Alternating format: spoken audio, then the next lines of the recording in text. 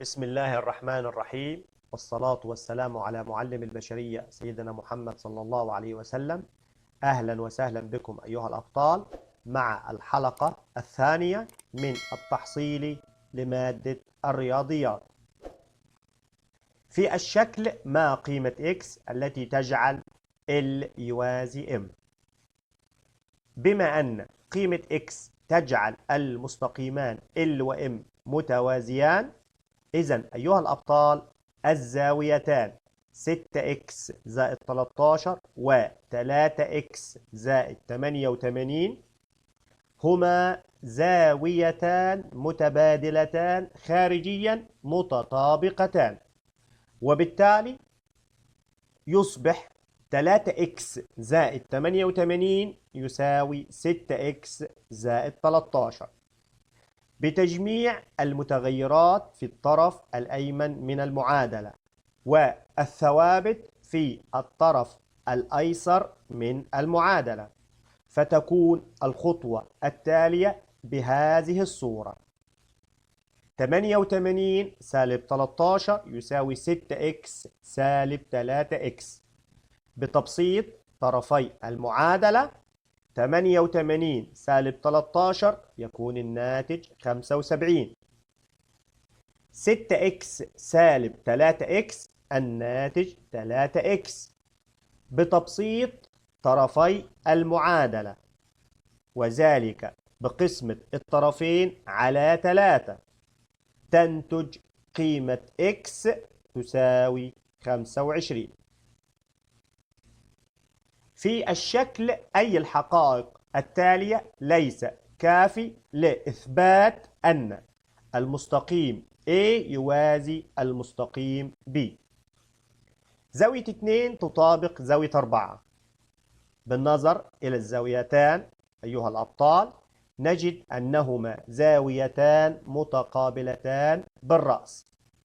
زاوية 4 تطابق زاوية 8.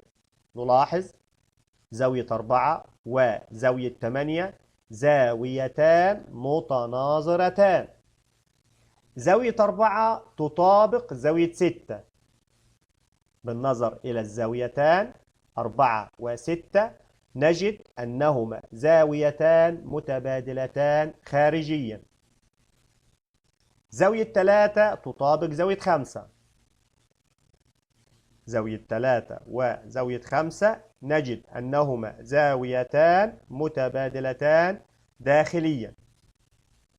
إذن أيها الأبطال الحقيقة التي ليست كافية لإثبات توازي مستقيمين هي زاوية 2 تطابق زاوية 4.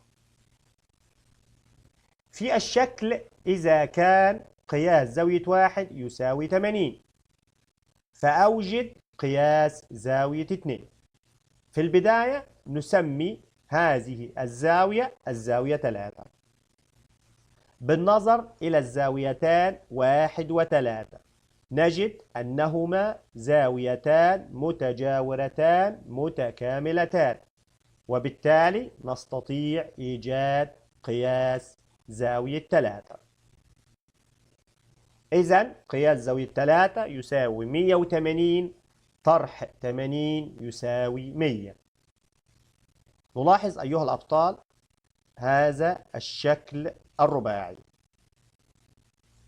سوف نجد أن كل ضلعين متقابلين فيه متوازيان، وبالتالي هذا الشكل الرباعي يمثل متوازي أضلاع. الزاويتان 2 و3 هما زاويتان متقابلتان في متوازي الأضلاع، وبالتالي هما زاويتان متطابقتان. إذن نستطيع إيجاد قياس زاوية 2. قياس زاوية 2 يساوي قياس زاوية 3 يساوي 100. في الشكل ما قيمة x. في البداية نقوم برسم هذا المستقيم بهذا الشكل بحيث أنه يوازي المستقيم الأول ويوازي أيضا المستقيم الثاني، ثم نسمي هذه الزوايا بهذه الصورة. نلاحظ أيها الأبطال الزاويتان 1 و130، سوف نجد أنهما زاويتان متجاورتان متكاملتان، إذن نستطيع إيجاد قياس زاوية واحد. قياس زاوية واحد يساوي 180 طرح 130 يساوي 50. انظروا معي أيها الكرام إلى الزاويتان 1 و2، سوف نجد أنهما زاويتان متناظرتان متطابقتان، وبالتالي نستطيع إيجاد قياس زاوية 2. إذن قياس زاوية 2 يساوي قياس زاوية 1 يساوي 50. انظروا معي إلى الزاويتان 2 و3، سوف نلاحظ أن مجموع قياسهما معا يساوي 80. إذن نستطيع إيجاد قياس زاوية 3. قياس زاوية 3 يساوي 80 طرح 50 يساوي 30. ننظر إلى الزاويتان 3 و4، سوف نجد أنهما زاويتان متناظرتان متطابقتان، وبالتالي نستطيع إيجاد قياس زاوية 4. قياس زاوية 4 يساوي قياس زاوية 3 يساوي 30. قياس زاوية 4 يساوي 2x، إذن 2x أيها الأبطال يساوي 30. بتبسيط طرفي المعادلة تنتج قيمة x يساوي 15. في الشكل زاوية 1 وزاوية 2 زاويتان. بالنظر إلى الزاويتان في الشكل سوف نجد أنهما زاويتان داخليتان متحالفتان. ميل المستقيم المار بالنقطتين 1 و1 وسالب 2 و6. لإيجاد ميل مستقيم مار بأي نقطتين بداية نضع إحداثيات x و y على كل نقطة بهذا الشكل، ثم نكتب صيغة الميل m يساوي y2 سالب y1 على x2 سالب x1. الخطوة التالية الآن هي التعويض عن y2 و y1 و x2 و x1، فيصبح الميل بهذه الصورة 6 سالب 1 على سالب 2 سالب 1. بتبسيط كل من البسط والمقام يكون الميل يساوي 5 على سالب 3. بوضع الإشارة السالبة في البسط إذن الميل هو سالب 5 على 3. ما قيمة x التي تجعل ميل المستقيم المار بالنقطتين 1 و9 وسالب x وسالب 7 يساوي 4؟ لاحظوا معي أيها الأبطال الميل في هذا السؤال معطى لنا وهو العدد 4. المطلوب إيجاد قيمة x. بداية نضع إحداثيات x و y على كل نقطة بهذا الشكل، ثم نكتب صيغة الميل m يساوي y2 سالب y1 على x2 سالب x1. الخطوة التالية الآن سوف نقوم بالتعويض عن الميل بالعدد 4 وعن y2 وعن y1 وx2 وx1، فتصبح المعادلة بهذا الشكل 4 يساوي سالب 7 سالب 9 على سالب x سالب 1. نقوم بتبسيط البسط في الطرف الأيمن من المعادلة، سالب 7 سالب 9 يصبح الناتج سالب 16. لاحظوا معي العدد 4 أيها الأبطال ليس له مقام. أي عدد ليس له مقام نعلم جميعا أن مقامه هو العدد 1. الخطوة التالية الآن أيها الأبطال سوف نقوم بتبسيط العدد 4. مع العدد سالب 16. البسط في الطرف الأيسر مع البسط في الطرف الأيمن، وذلك بقسمة البسطين على العدد 4. لاحظوا معي 4 قسمة 4 الناتج 1، سالب 16 قسمة 4 الناتج سالب 4. انظروا معي أيها الكرام إلى الطرف الأيسر من المعادلة. سوف نجد أن البسط والمقام عددان متساويان. إذن البسط والمقام في الطرف الأيمن من المعادلة أيضا سوف يكون متساويان، وبالتالي سالب إكس سالب 1 يساوي سالب 4. بنقل سالب إكس إلى الطرف الأيمن من المعادلة، ونقل سالب 4 إلى الطرف الأيسر من المعادلة، فتكون المعادلة بهذه الصورة: 4 سالب 1 يساوي إكس. بالتبسيط أيها الكرام تصبح إكس يساوي 3. البعد بين النقطتين B2 1 وسالب 5 وB1 5 وسالب 2 يساوي. لإيجاد البعد بين أي نقطتين نستخدم صيغة المسافة بين النقطتين. بداية نضع إحداثيات x و y بهذا الشكل، ثم نكتب قانون البعد بين نقطتين B1 B2 يساوي الجذر التربيعي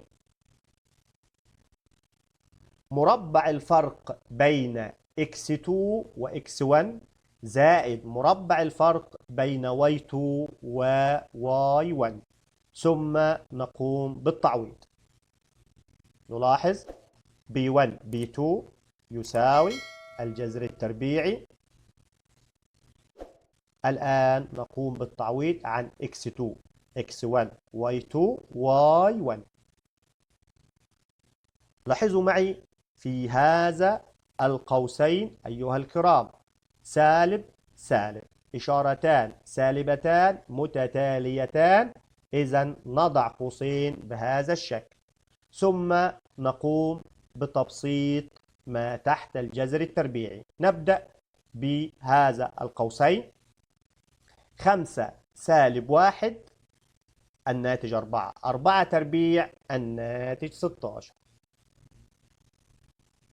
زائد، لاحظ سالب سالب 5 يعطي موجب 5، سالب 2 موجب 5 الناتج 3، 3 تربيع الناتج 9، 16 زائد 9 الناتج 25، جذر 25 الناتج 5. ما قيمة x التي تجعل ميل المستقيم المار بالنقطتين 4x وسالب 7 و4 و1 يساوي سالب 2؟ لاحظ أن الميل معطى لنا وهو العدد سالب 2، المطلوب هو إيجاد القيمة المجهولة x. نضع إحداثيات x و y على كل نقطة بهذا الشكل، ثم نكتب قانون الميل m يساوي y2 سالب y1 على x2 سالب x1، ثم نقوم بالتعويض عن الميل بالعدد سالب 2 وعن y2 y1 x2 كذلك x1، فتصبح المعادلة بهذه الصورة: سالب 2 يساوي 1 سالب سالب 7. نلاحظ إشارتان سالبتان متتاليتان، إذن نضع قوسين بهذا الشكل. الآن نقوم بتبسيط البسط في الطرف الأيمن من المعادلة: سالب سالب 7 يصبح موجب 7، 1 زائد 7 يكون الناتج 8. نلاحظ سالب 2 عدد ليس له مقام، أي عدد ليس له مقام أيها الأبطال يكون المقام 1. الآن نقوم بتبسيط البسط في الطرف الأيسر من المعادلة وهو العدد سالب 2. مع البسط في الطرف الأيمن من المعادلة وهو العدد 8، وذلك من خلال قسمة البسطين على -2. -2 قسمة -2 الناتج 1. 8 قسمة -2 الناتج -4. لاحظوا معي أيها الكرام الطرف الأيسر من المعادلة، البسط 1، المقام أيضا 1، عددان متساويان. هذا نستنتج منه أن البسط والمقام في الطرف الأيمن من المعادلة أيضا متساويان، وبالتالي 4 سالب 4x يساوي -4. بنقل -4x إلى الطرف الأيمن من المعادلة، ونقل -4 إلى الطرف الأيسر من المعادلة، فتصبح المعادلة بهذه الصورة: 4 زائد 4 يساوي 4x. بتبسيط الطرف الأيسر من المعادلة، إذن 8 يساوي 4x بقسمة الطرفين على 4، إذن x يساوي 2. المستقيم y يساوي -1 يمر بالنقطتين. نلاحظ أن المستقيم y يساوي -1 أيها الأبطال هو مستقيم أفقي.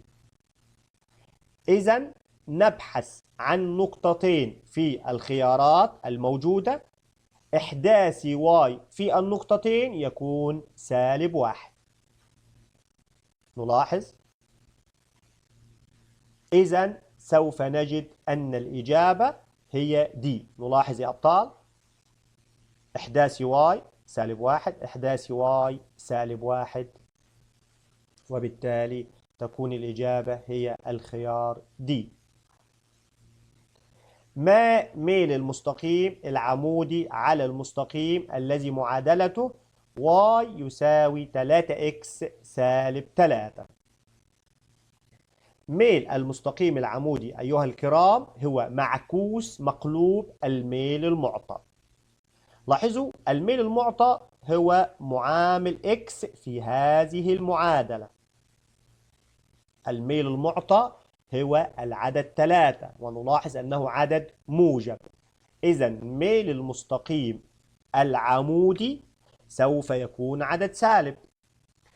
نلاحظ الميل المعطى وهو العدد 3 ليس له مقام، إذن مقام 1، وبالتالي يصبح ميل المستقيم العمودي -1 على 3 معكوس مقلوب. معكوس مقلوب. نلاحظ الميل المعطى موجب، إذن الميل العمودي سوف يكون سالب. ثم نوجد مقلوب الميل المعطى 3 على 1، 1 على 3. أي التالي يعد وصفا مناسبا للتمثيل البياني للمعادلتين y يساوي 3x سالب 6 و 3y يساوي 9x زائد 27. نبدأ بالمعادلة الثانية وهي 3y يساوي 9x زائد 27.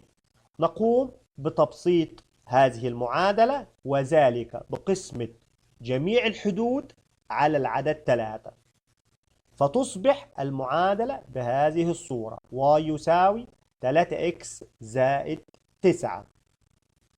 نكتب المعادلة الأولى: y يساوي 3x سالب 6. نلاحظ معامل x في المعادلة الأولى ومعامل x في المعادلة الثانية، سوف نجد أن المعادلتان لهما نفس الميل، وبالتالي هما مستقيمان متوازيان. ما معادلة المستقيم الذي ميله 4 ومقطع المحور y يساوي 5؟ الميل 4، مقطع محور y 5.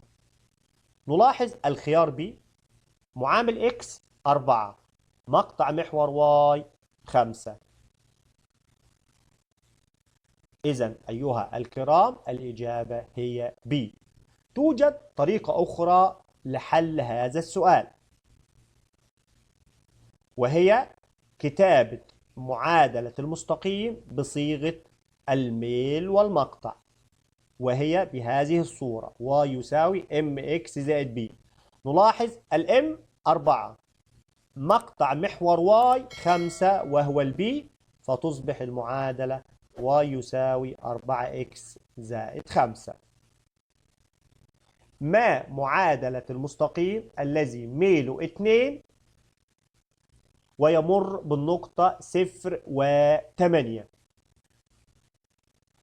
لإيجاد معادلة مستقيم بمعلومية الميل ويمر بنقطة، نكتب معادلة المستقيم بصيغة الميل ونقطة، وهي y ناقص y1 يساوي m قوسين x ناقص x1.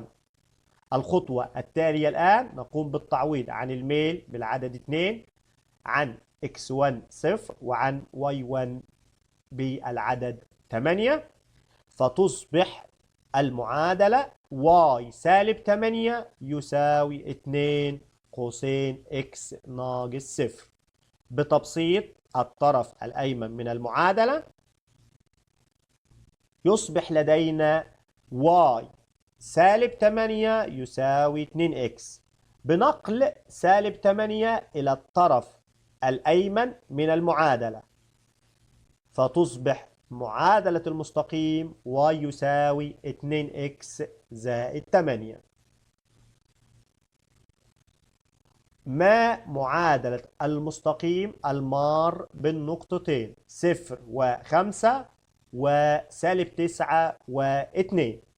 في البداية نضع إحداثيات x و y على كل نقطة بهذا الشكل. لإيجاد معادلة مستقيم مار بنقطتين، الخطوة الأولى هي إيجاد ميل المستقيم المار بهاتين النقطتين. m يساوي y2 سالب y1 على x2 سالب x1. سوف نقوم الآن بالتعويض عن x2 y2 x1 y1 في معادلة المستقيم، فيصبح الميل يساوي 2 سالب 5 على سالب 9 سالب 0. بتبسيط البسط والمقام، إذن الميل يساوي سالب 3 على سالب 9. بوضع الميل في أبسط صورة، وذلك بقسمة البسط والمقام على سالب 3، إذن الميل يساوي 1 على 3. نلاحظ في الخيار الأول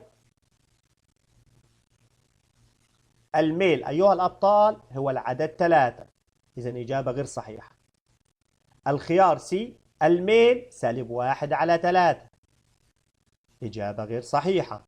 تبقى لنا إجابتان، أحدهما صحيحة والأخرى خاطئة. لدينا B و D، لأن الميل في كلتا المعادلتين هو 1 على 3. نجرب الخيار B. نعوض بالنقطة 0 و5 في هذه المعادلة. نعوض عن الإكس ب0، إذن 1 على 3 ضرب 0 الناتج 0. 0 زائد 5 الناتج 5. y يساوي 5، هنا أيضا الواي ب5، إذن الإجابة أيها الكرام هي B. ما قيمة n التي تجعل المستقيم y يساوي قوسين n زائد 1 ضرب x زائد 4 تجعل هذا المستقيم أفقيا؟ بما أن المستقيم y أفقي، إذن أيها الكرام ميل المستقيم الأفقي يساوي 0. نلاحظ أن معامل x هو الميل. معامل x هنا في هذه المعادلة هو n زائد 1، إذن نساوي الميل بالعدد 0، وبالتالي n زائد 1 يساوي 0. إذن أيها الكرام n يساوي سالب 1. ما معادلة المستقيم العمودي على المستقيم الذي معادلته ويساوي 5x زائد 3 عند النقطة 0 و3. نلاحظ الميل المعطى هو معامل x وهو العدد 5. ميل المستقيم العمودي هو معكوس مقلوب الميل المعطى. الميل المعطى هو 5 وهو عدد موجب. نلاحظ الخمسة ليس له مقام. أي عدد ليس له مقام؟ مقام واحد. إذا ميل المستقيم العمودي أيها الأبطال هو معكوس مقلوب، أي أن الميل المعطى عدد موجب، إذا ميل المستقيم العمودي عدد سالب، ثم نوجد مقلوب 5/1 فيصبح ميل المستقيم العمودي -1/5. نلاحظ الخيارات الأربعة. الخيار الأول الميل 1/5 إجابة غير صحيحة. الخيار الثالث الميل -5 إجابة غير صحيحة. الخيار الرابع الميل 5، إذا أيضا إجابة غير صحيحة. إذا الإجابة الصحيحة أيها الأبطال هي الخيار B، لأن الميل -1/5. في الشكل أوجد البعد بين المستقيم AB، لاحظوا المستقيم AB والنقطة C. المطلوب إيجاد البعد من هنا إلى المستقيم AB. نلاحظ المثلث ACD. سوف نجد أنه مثلث قائم الزاوية من ثلاثيات فيثاغورس المشهورة 3 و4 و5. لاحظ لدينا 3 و5، إذن الضلع المفقود هو العدد 4 وهو يمثل CD. إذن CD أيها الكرام يساوي 4. البعد بين المستقيم AB والنقطة C هو طول CD. البعد بين AB والنقطة C أيها الكرام هو طول الضلع CD. طول الضلع CD أوجدناه 4، إذن البعد يساوي 4. في الشكل أوجد طول AC. نلاحظ المطلوب إيجاد طول هذا الضلع AC. نلاحظ المثلث ABD، نجد أنه مثلث قائم الزاوية من ثلاثيات فيثاغورس المشهورة 6 و8 و10. نلاحظ 8 وال10 موجودون، إذا المفقود هو 6 وهو طول الضلع AD. إذا AD أيها الكرام يساوي 6. نلاحظ من الشكل أن AD و DC ضلعان متطابقان، إذا DC أيضا يساوي 6. إذا نستطيع الآن إيجاد AC يساوي 6 زائد 6 يساوي 12. مخروط دائري قائم طول قطر قاعدته 6 سنتيمتر وارتفاعه 2x وطول راسمه 5. ما قيمة x؟ نلاحظ أيها الكرام هذا الضلع يمثل قطر المخروط، قطر قاعدة المخروط. إذن هذا الضلع يمثل نصف قطر قاعدة المخروط طوله 3، وهذا الضلع أيضا يمثل نصف قطر قاعدة المخروط أيضا طوله 3. نسمي هذا المثلث ABC، ونلاحظ أنه مثلث قائم الزاوية. لدينا ضلعان 5 و3، إذن الضلع المفقود من ثلاثيات فيثاغورس المشهورة هو العدد 4 وهو يمثل AB. إذن AB أيها الكرام يساوي 4. نلاحظ أن AB يساوي 2x، إذن 2x يساوي 4. بالتبسيط تنتج قيمة x تساوي 2، وإلى هنا تنتهي الحلقة الثانية، والسلام عليكم ورحمة الله وبركاته.